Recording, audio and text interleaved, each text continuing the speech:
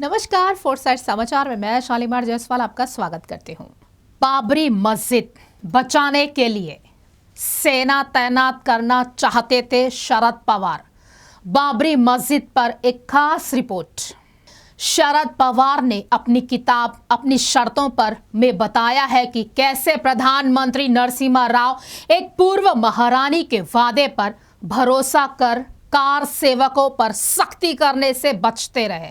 प्रधानमंत्री नरसिम्हा राव से ग्वालियर की पूर्व महारानी और भाजपा के संस्थापकों में से एक विजया राजे सिंधिया ने वादा किया था।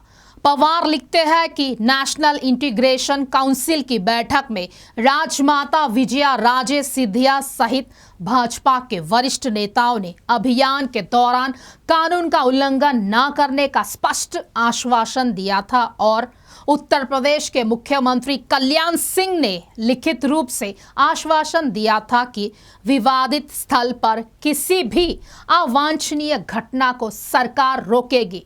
जब शरद पवार ने जोर देकर कहा कि इन नेताओं पर विश्वास करना खतरनाक है, तो नरसिम्हा राव ने कहा, मैं राजमाता के शब्दों पर पूर्ण विश्वास करता हूं।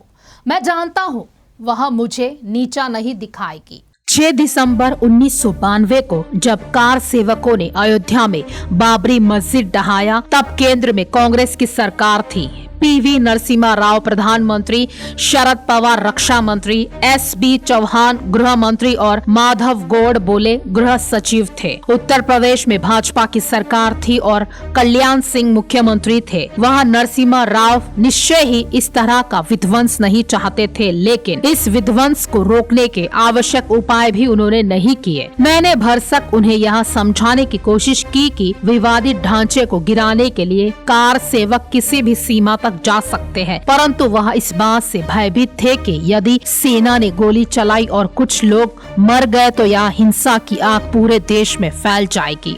चंद्रशेखर के नेतृत्व वाली सरकार गिरने के बाद पीवी नरसिम्हा राव प्रधानमंत्री बने थे। पवार का मानना है कि चंद्रशेखर अयोध्या विवाद को सुलझाने के बहुत करीब पहुंच गए थे। वह लिखते हैं कि अगर चंद्रशेखर की सरकार 6 या इससे कुछ अधिक दिनों तक बनी रहती तो यह विवादित मुद्दा निश्चित ही सुलझा लिया जाता।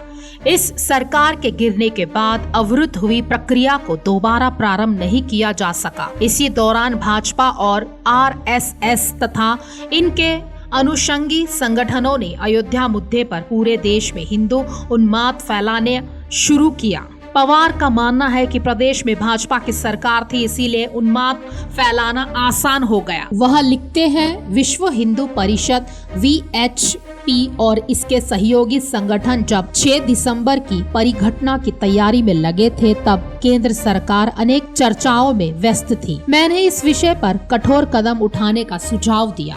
गोडबोले का भी यही मत था, लेकिन प्रधानमंत्री नरसिम्हा राव शक्ति प्रयोग के पक्ष में नहीं थे। मैंने सावधानी की दृष्टि से विवादित ढांचे पर सेना की टुकड़ियां तैनात करने का सुझाव रखा, परंतु इसे अस्वीकार कर दिया गया। प्रधानमंत्री राव ने अपने रक्षा मंत्री का सुझाव अस्वीकार कर दिया। इसके बाद पवार ने सेना के गुप्तचर विभाग के अधिकारियों को 6 दिसंबर की सारी गतिविधियों की वीडियोग्राफी करने का आदेश दे दिया। अधिकारियों ने बाबरी मस्जिद को ध्वस्त करने में शामिल नेताओं के साथ कार सेवकों की गतिविधियों की फोटोग्राफी की।